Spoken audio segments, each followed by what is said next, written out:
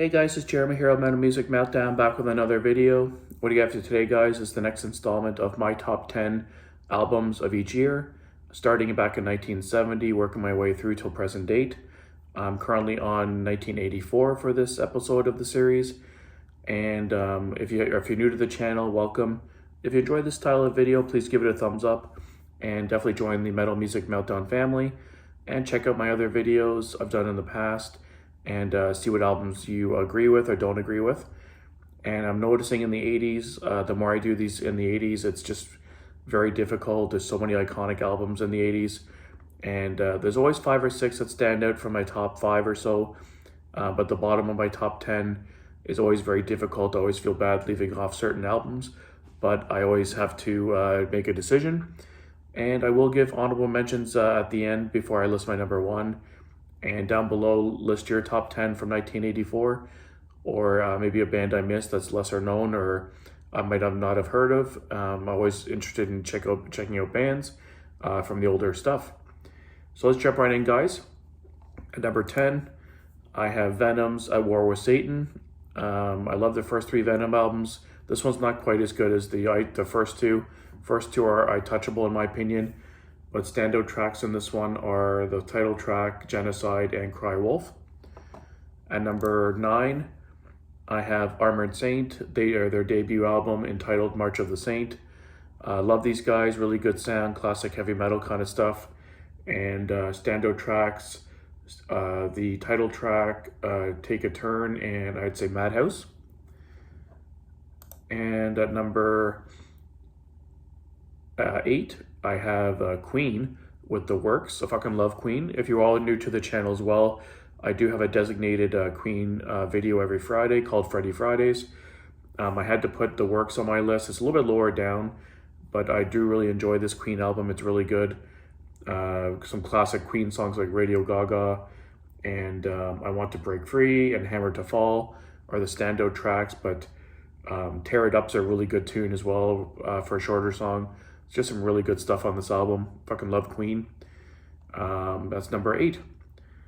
And number 7, I have Judas Priest, Defenders of the Faith. This is one of my favorite Judas Priest albums. I really like Priest, but I've mentioned it kind of before in other videos. It's one of those bands for some reason I never really go back to and listen to like with high rotation. But every time I do listen to an album, I'm like, holy fuck, this is good.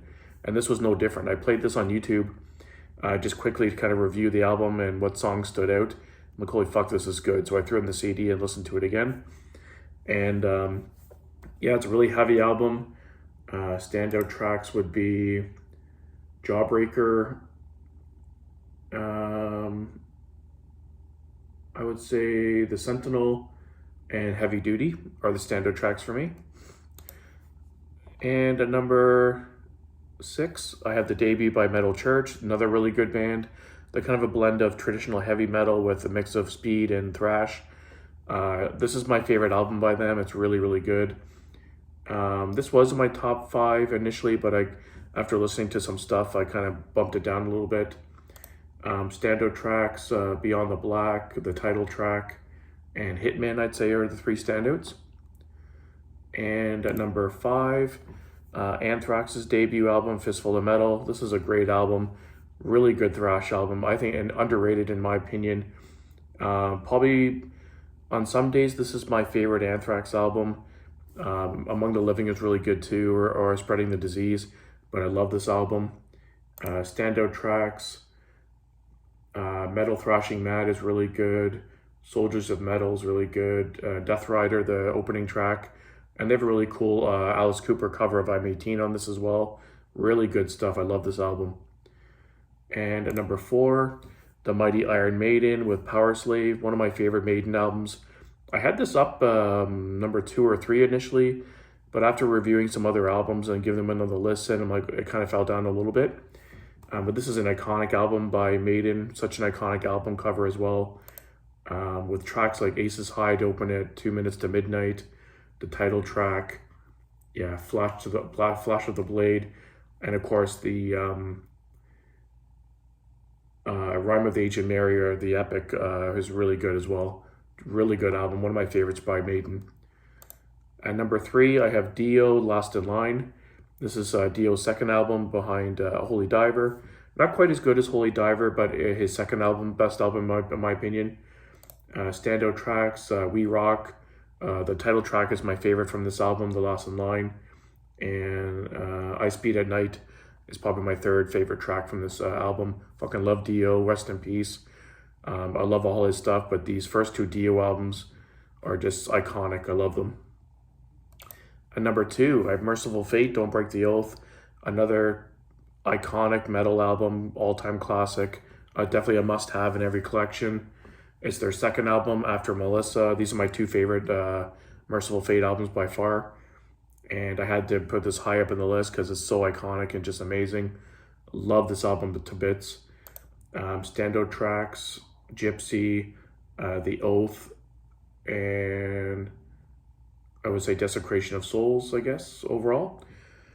And before I name my number 1, let me just pull up the list here from the albums from this year to give you some quick honorable mentions of albums I really liked that didn't quite make my top.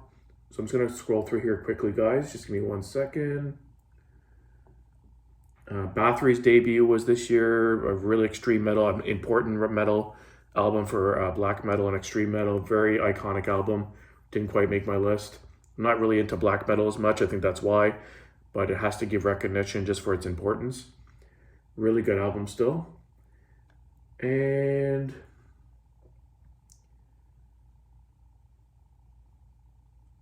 what else? Perfect Strangers by Deep Purple came out this year.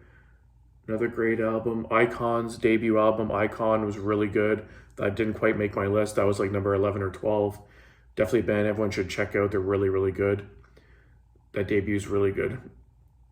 And Exciter was another one. Violence and Force, a great Canadian speed metal band. Fucking love these guys. Again, didn't quite make the list. And well, there's a lot of stuff. Manowars, Hail to England's another really good album. I love the early Manowar stuff. The newer stuff is a little cheesy, a little too much for me, but older stuff is really good. And Omen had Battle Cry that came out this year. Great stuff as well. And